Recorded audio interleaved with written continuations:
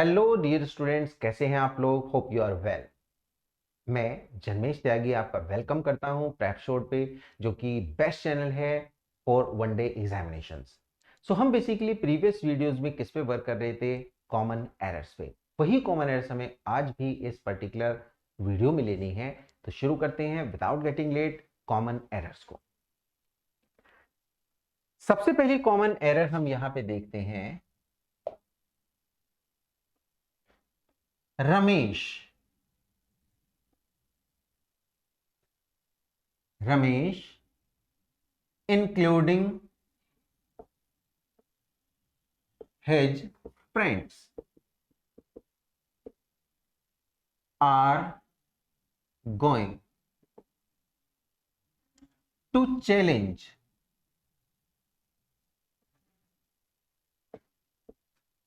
the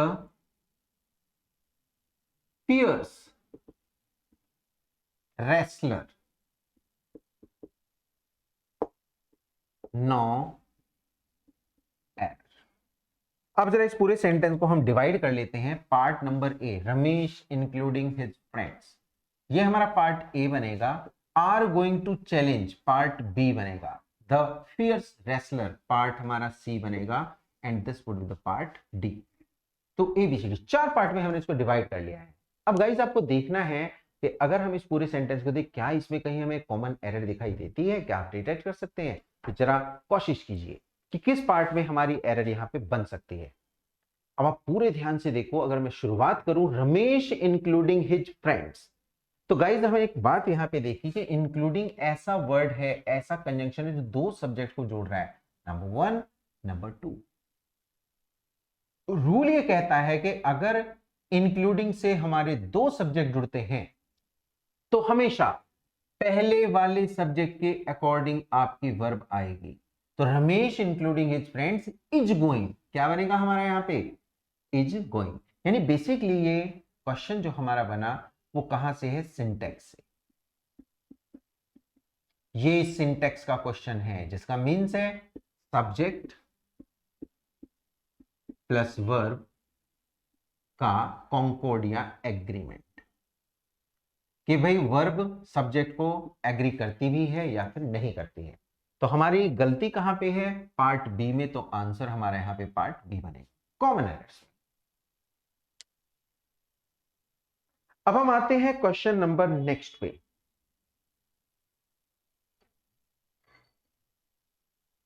इसको रब कर देते हैं।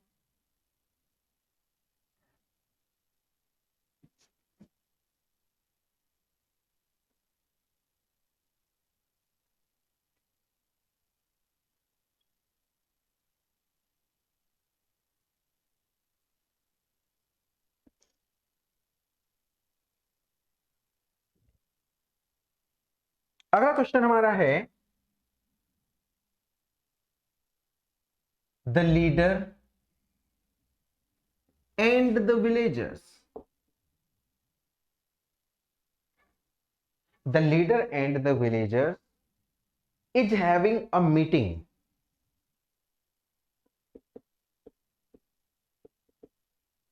is having a meeting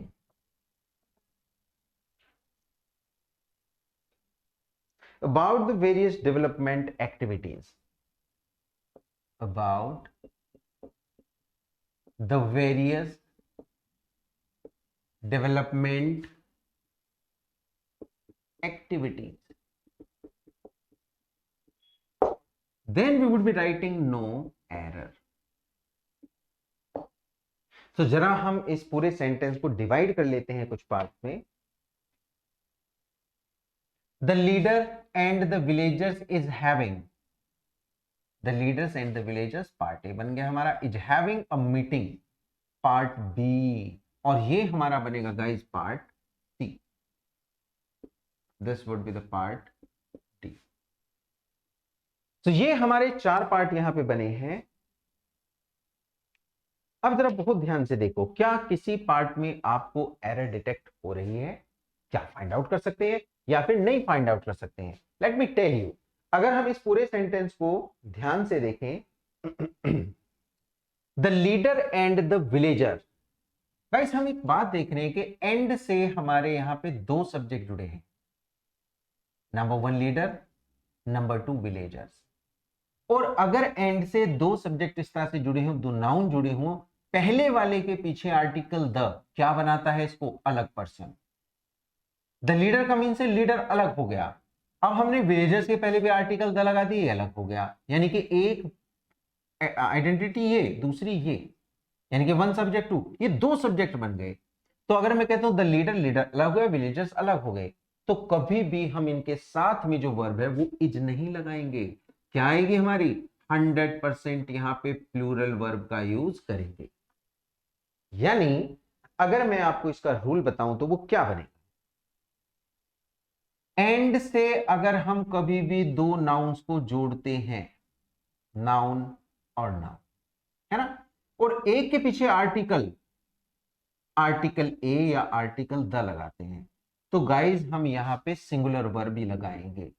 कारण उसका सबसे बड़ा क्या है कि ये एक ही पर्सन या क्या होगा, वो एक ही पर्सन या थिंग होगा, यानी एक ऑब्जेक्ट बनेगा। लेकिन जब कभी आप ऐसा करते हैं कि दो नाउन आपने एंड से जोड़ दिए, एंड कंजंक्शन का वर्क कर रहा है, और दोनों के पीछे हमने आर्टिकल द लगाया,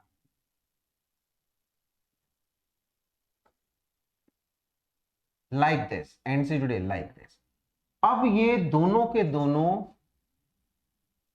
साथ में क्या लेंगे, प्लूरल वर्ब, क्योंकि अब वे अलग अलग, अब वे अलग अलग पर्सन या थिंग यानी ऑब्जेक्ट है, तो वो अलग अलग पर्सन या थिंग बनेंगे। तो इसका मतलब वर्ब हमारी कैसी आएगी, 100% प्लूरल वर्ब आएगी। तो हम वहां पे प्लूरल वर्ब का यूज करेंगे।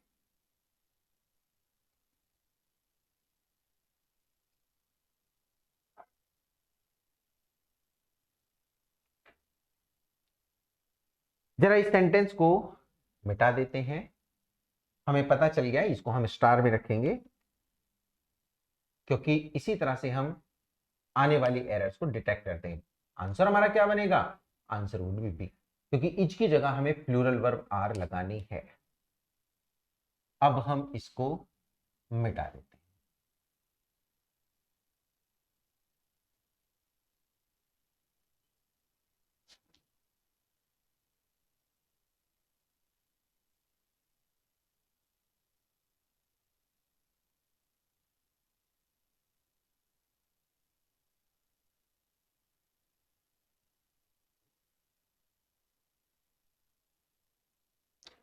अगला सेंटेंस है,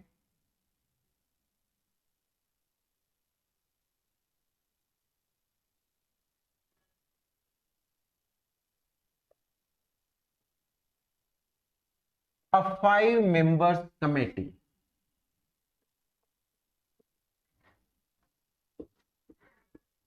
has been appointed by the president of the assembly.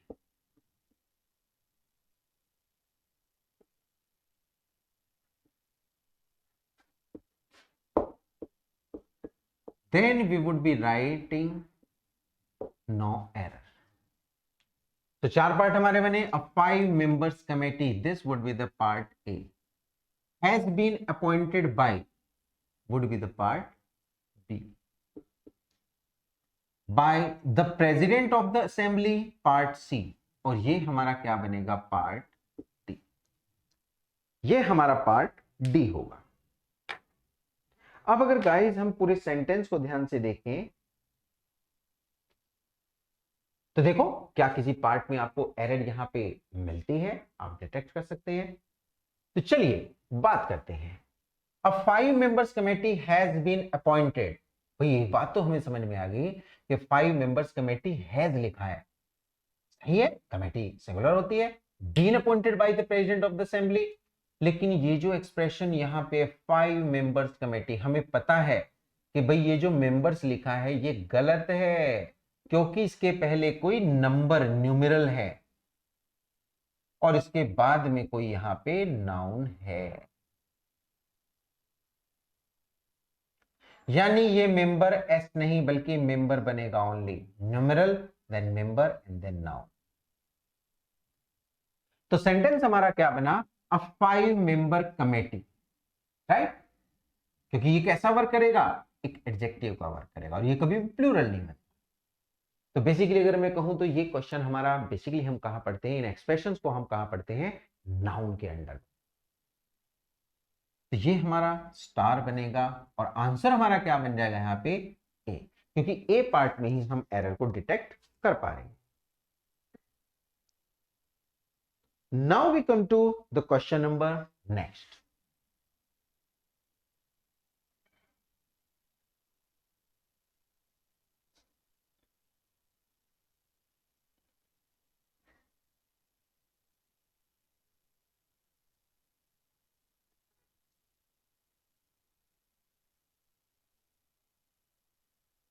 अगले क्वेश्चन को देखते हैं।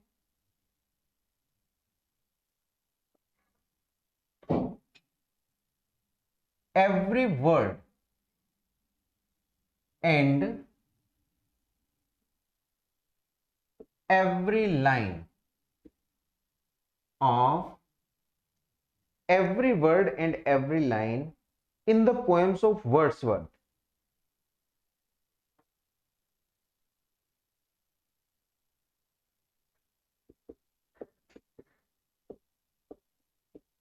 in the poems of Wordsworth sing the blessing of nature.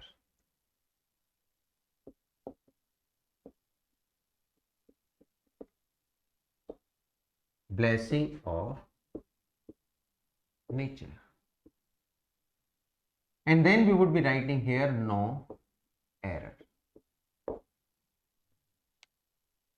चला पहले पार्ट को देखते हैं, every word and every line, ये हमारा A part. In the poems of Wordsworth हमारा B part. Sing the blessing of nature, it would be the part C, and then we would be finding the part D. जरा कोशिश करो कि क्या आपको यहाँ पे कोई एरर दिखाई दे रही है या फिर नहीं दे रही है। अगर नहीं दे रही है तो 100% आंसर हमारा क्या बनेगा, answer would be D, no error. लेकिन अगर कोई एरर है हम उसे फाइंड आउट कर सकते हैं। तो चलिए गाइस, सबसे पहले पूरे सेंटेंस को समझते हैं। Every word and every line in the poems of Wordsworth sing the blessing of nature.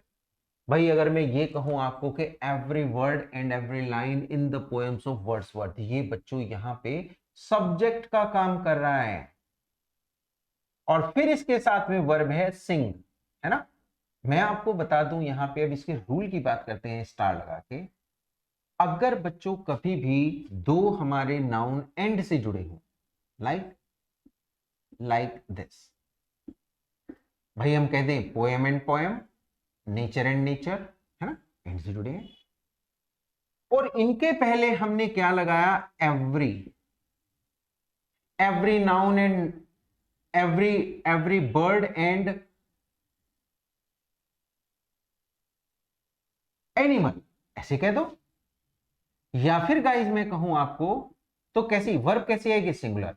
अगर आप दोनों के पहले एवरी लगा दो, यानी मैं कह दूं every boy and every girl, तो भी गाइस हमारी कैसी वर्ब आएगी, सिंगुलर वर्ब। आ रही बात समझ में, मैं इसको बदल देता हूं, every boy and girl, singular verb. दोनों के पीछे एवरी लगा दिया, सिंगुलर वर्ब। ये कंडीशन हमारी बनी। तो अगर एच एवरी और ईच की भी यही बात है, नो की भी यही बात है, अगर हमने दो नाउन के पहले इस तरह से लगाया कि वो हमेशा सिंगुलर सब्जेक्ट ही बनाएगा, ना कि प्लूरल होगा।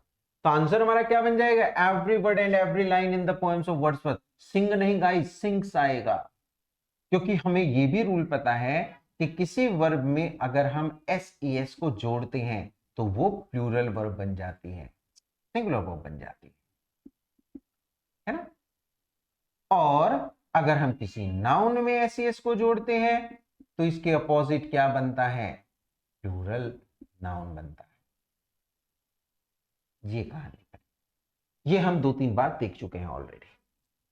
तो आंसर हमारा क्या बन गया, आंसर वुड बी सी, क्योंकि सी पार्ट में ही हमें यहां पे एरर मिलेगी।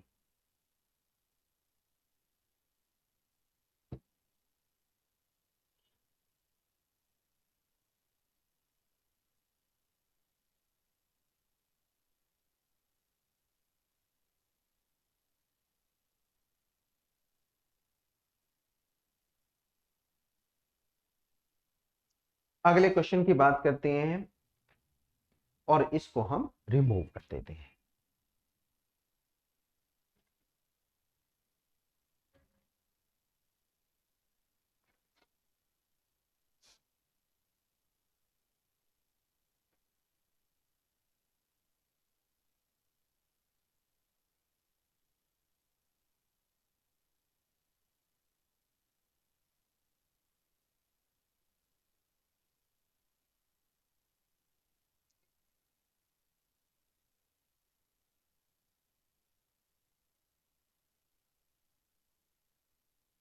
सेंटेंस है हमारा, क्वेश्चन है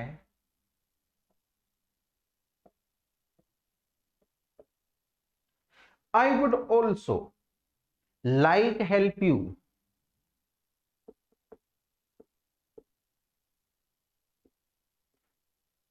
like help you. I would also like help you to build this wall in a short time.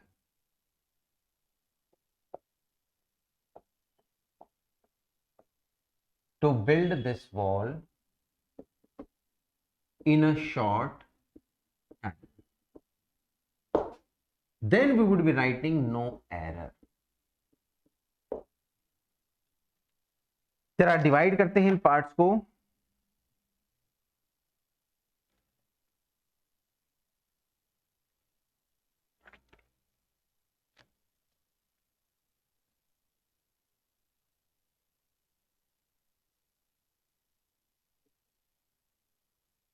Part A, part B, part C, और ये हमारा होगा पार्ट डी। 4 पार्ट हमारे बनेंगे। I would also like help you to build this wall in a short time and then no error. तो guys हम किस part को देखेंगे, यहां पे कहां पे हमें एरर दिखाई देगी। हमें पता है सेंटेंस है आई would also like help you. So guys like के बाद जब आप यूज करते हैं तो हम अक्सर 2+v1 का यूज करते हैं। किसका यूज करते हैं, 2+v1। तो सेंटेंस बनेगा I would like to help you to build this wall in a short time. I would also like to help you to build this, यानी कि हमारी एरर कहां पे है, 100% एरर हमारी बी पार्ट में है। तो लाइक ऐसी वर्ब है जिसके बाद में 2+v1 का हम यूज करते हैं। ये हमारा स्टार लग गया, ना कि सिर्फ v1 का यूज करेंगे या फिर v1 प्लस ing का हम यूज करेंगे। That would also be wrong.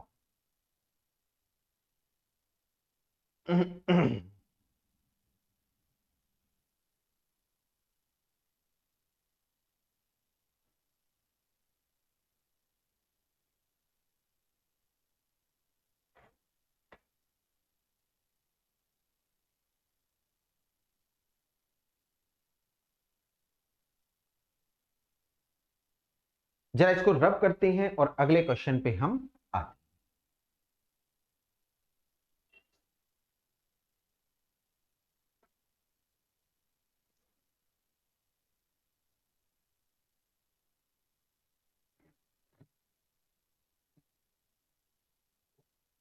हैं। सेंटेंस है हमारा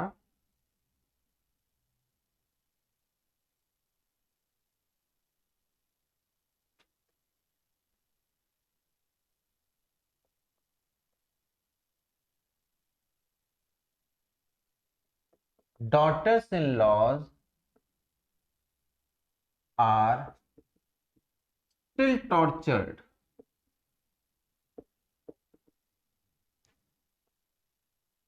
in the remote villages of India। फिर हम लिखेंगे नो एरर। जरा डिवाइड करते हैं इनको। Daughters in laws part A are still tortured in part B, the remote village of India part C, and this would be the part D. तो guys बड़े ध्यान से देखिए और जरा असेस करें कि किस पार्ट में हमें एरर यहां पे फाइंड आउट हो रही है, कहां पे हम एरर को डिटेक्ट कर सकते हैं।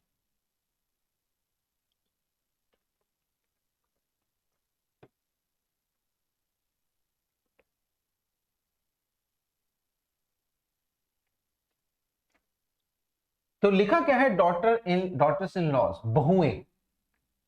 डॉटर इन लॉ का मीन्स क्या बना, बहू। Are still tortured, are still tortured, अभी भी टॉर्चर की जाती है, कहां पे, in the remote villages of India.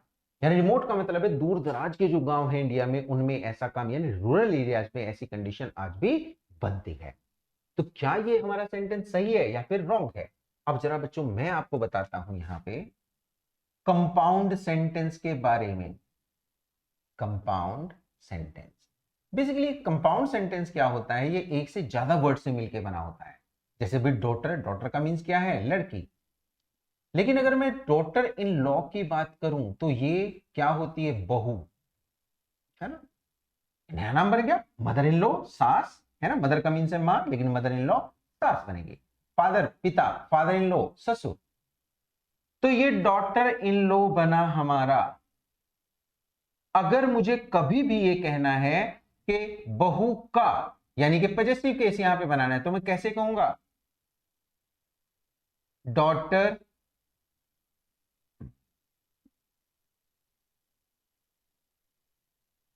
Daughter in, अब लो में मुझे एपोस्ट्रोफी एस लगाना है, डॉटर इन लॉज मोबाइल, बहू का मोबाइल, बिल्कुल सही बात है, डन।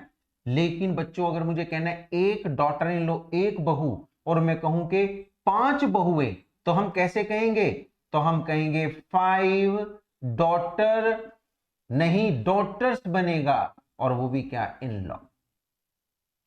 तो प्लूरल हम कैसे बनाते हैं, इस डॉटर में एस लगा के, और जब आप ऐसे यूज करेंगे तो 100% यहां पे आएंगे, डॉटर्स इन लॉज नहीं बनेगा, इन लॉ बनेगा। एरर कहां पे है, पार्ट ए में, क्योंकि इसका मीन्स ही क्या जा रहा है, बहुएं। डॉटर्स इन लॉ का मीन्स है कि जनरल लाइक असेसमेंट है, daughter in law, daughters in law are still, अगर मैं कह दूं डॉटर इन लॉ तो बनेगा इज स्टिल टॉर्चर्ड। लेकिन बच्चों यहां पे क्योंकि अधिकांश से है, लाइक मेजोरिटी से हम बात कर रहे हैं, तो मेजोरिटी का मतलब वहां पर प्लूरल लगाएंगे। वर्ब भी कैसी आएगी, 100% प्लूरल बनेगी। तो are still tortured in the remote villages of India. Answer हमारा क्या बना, ए। ऐसे क्वेश्चंस को भी आप ध्यान रखें, कैसे हम एपोस्ट्रोफी एस का यूज करते हैं और कहां कहां पे हम प्लूरल बनाने के लिए एस को लगाते हैं।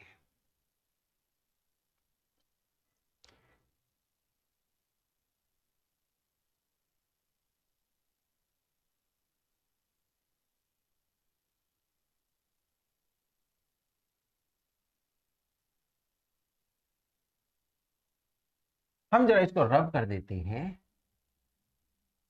और नेक्स्ट क्वेश्चन को जरा फाइंड आउट करते हैं कि वहां पे क्या एरर हमारी हो सकती है।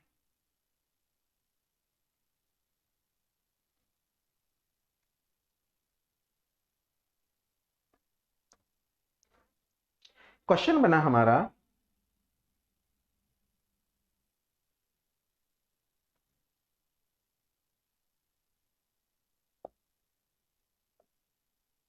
why did you not told me about it yesterday, तुमने मुझे कल इसके बारे में क्यों नहीं बताया। या फिर हम लिखेंगे नो एरर।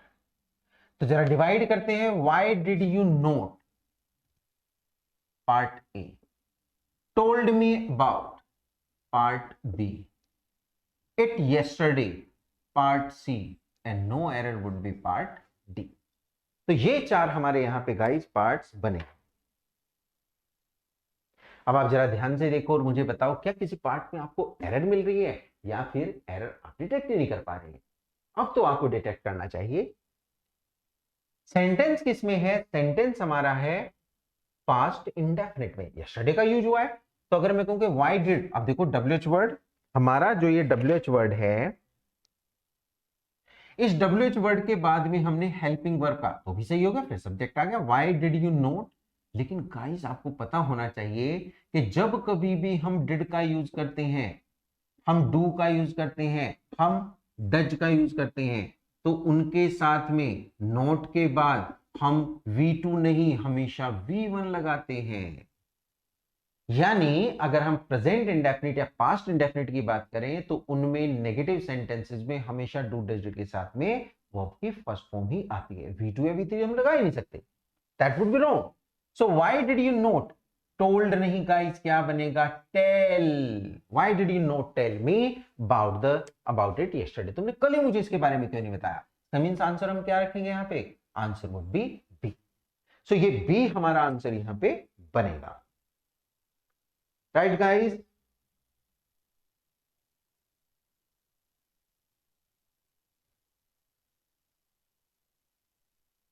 तो ये हमारा यहां पे आंसर बनेगा। एक और क्वेश्चन को लेते हैं।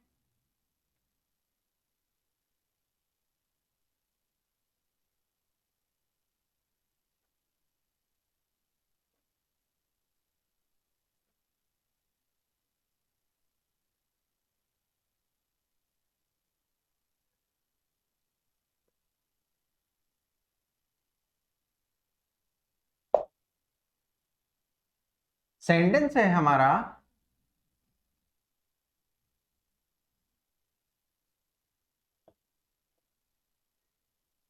The wage of the workers have been raised.